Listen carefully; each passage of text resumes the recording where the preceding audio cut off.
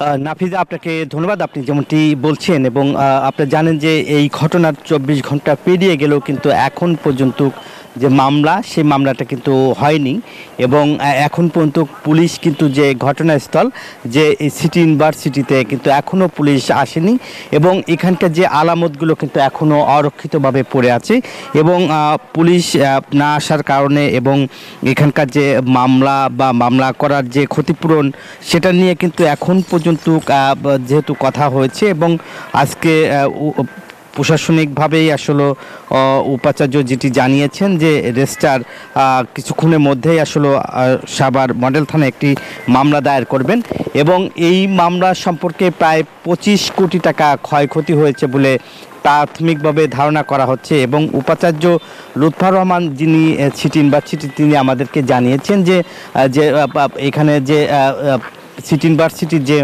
5টি বাস, এছাড়াও private car, micro, Noha এবং মোটরসাইকেল সহ মোট 11টি গাড়ি যে ভাঙচুর করা হয়েছে, এছাড়াও যে একাডেমি ভবন এবং প্রশাসনিক ভবন যে লুটপাট করা হয়েছে এবং যে এই যে তুচ্ছ ঘটনাকে কেন্দ্র করে যে দুই গ্রুপের যে সংঘর্ষ, সেই ঘটনাকে কেন্দ্র করে আপনারা জানেন যে এই বিশ্ববিদ্যালয় একাডেমি যে কার্যক্রম, সেটা কিন্তু 10 দিনের জন্য যে বিশ্ববিদ্যালয় বন্ধ করা হয়েছে।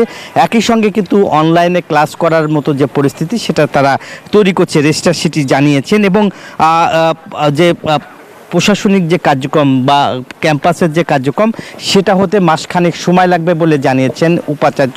এর মধ্যে যে তারা আসলে অনলাইনে কিভাবে ক্লাস করবে, সেই বিষয়টা নিয়ে কিন্তু সেশন যাতে জ্যাম না হয়, সে কারণেই কিন্তু সেই কার্যক্রমটা তারা করবে বলে জানিয়েছেন। এই ছিল আমার কাছে সাভারের সিটি ইউনিভার্সিটির সর্বশেষ তথ্য। ফিরে যাচ্ছি স্টুডিওতে। ধন্যবাদ আপনাকে।